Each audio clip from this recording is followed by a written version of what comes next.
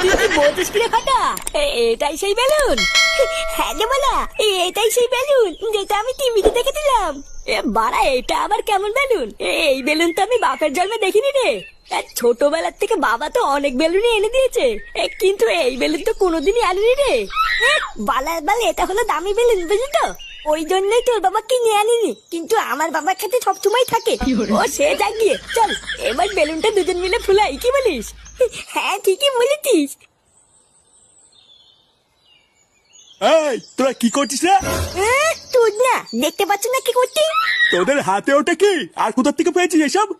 বালা দেখো দাদু, বেশি মাথা খারাপ করবে না কিন্তু। বুঝা, আমরা এখানে খেলা করছি, খেলা করতে দাও, যাও যাও যাও। হ্যাঁ গো দাদু, তুমি এখান থেকে যাও যাও যাও, তোমার এখানে কোনো কাজ নেই। দাঁড়া, আমি তোদের বাড়ি গিয়ে বলছি তোরা এইসব নোংরা জিনিস নিয়ে খেলা করছিস। বালা মহা ঢ্যামনা তো, কি শুরু করলো? একটু শান্তিতে খেলছি, আরে বুলো পাতা তো সেটাও খেলতে দেবে না, দেখছিস?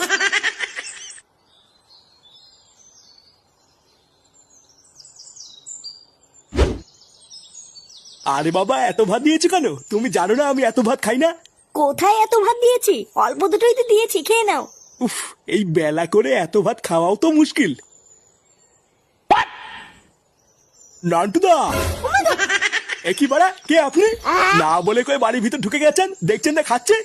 আসলে নান্টুদা, একটা খবর দেবো বলে তাড়াহুড়ো করে ঢুকে পড়েছি, বুঝতে পারিনি। তার জন্য কি এমন খবর যে বাইরে থেকে ডাক দেওয়ার সময় পাননি? ওই পুকুরের ধার দিয়ে আমি বাড়ির দিকেই আসছিলাম, ও হঠাৎ দেখলাম আপনার নাতি ওই পুকুরের ধারে বসে কি সব নোংরা কাজ করে বেড়াচ্ছে।